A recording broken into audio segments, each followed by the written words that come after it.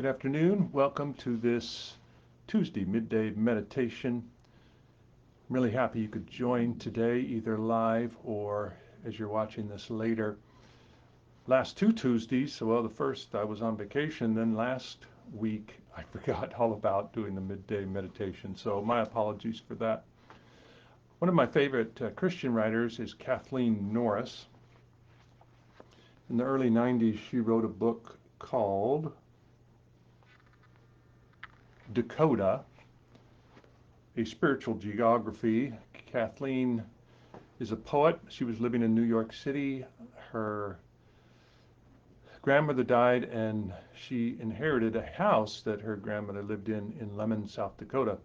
So she decided to go and live in this house with her husband. And the book is about being startled by the spirituality and of the nature of the geography of South Dakota, especially as compared to New York City. The reason I started thinking about Kathleen again is because she's written a number of books since this one was such a bestseller. And I was reading an article recently where she was just in a writer's funk. She couldn't write. She had written a book called Acedia and Me about being, acedia. It's this state of not being able to feel and do anything, and not exactly melancholy or depression, but something like it. Anyway, she hasn't been able to write very well, and so it started me thinking about this great work, Dakota. So our devotional today is going to be a little essay she wrote called Blessing.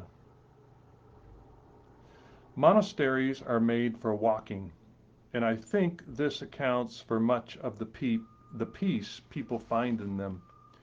Here in winter, when ice and the north wind make walking outside difficult, the long corridors and tunnels connecting the monastery, church, dining room, and library provide ample opportunity for walking, for meditating, for listening to the body's rhythms.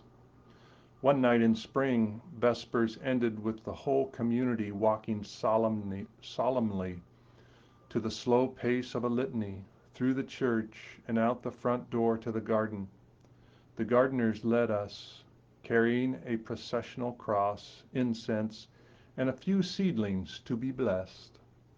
The cantors and the abbot brought up the rear. We called on the angels and Saint Isidore, patron of farmers. The long skirts of the monks' habits kept time. From all evil deliver us, O Lord, from drought and pestilence deliver us, O Lord, they sang. When we got to the garden, we made a circle, and the abbot led us in prayers, sprinkling holy water on the plants, on the well-weeded soil, and on us. In the wind, the monks' scapulars made a sound like the wings of the night hawks wheeling above. The ritual is one of the most ancient to humankind. In some parts of Europe, an icon of the Black Madonna, her skin as dark as the plowed soil, is still carried through the fields before planting. No matter what one believes in, there is something wonderful about blessing things. If they hold to tradition, this community will perform this ceremony in reverse in early autumn, carrying the garden's first fruits to the church to be blessed, and proceeding on to the kitchen, blessing it, the utensils, and the cooks for good measure. The ceremony put us in a good mood. We stood in small groups visiting. With the blue light of dusk came the smell of rain. A few drops, not enough to make much difference, but something. Bats began shooting from the pottery building to the monastery proper, and the novice, a shy and bearish young man, picked a sprig of lilac to take to his room. He lumbered off with it, holding it close to his chest, the purple made more vivid by the severe black of his habit. "Take more," an old monk called to him. "Take more." I hope in the middle of this beautiful spring, as the flowers bloom around us, that you can hear the voice of God, who has blessed all this creation, say to you, when you find something beautiful, take more, and be blessed. Bye for now.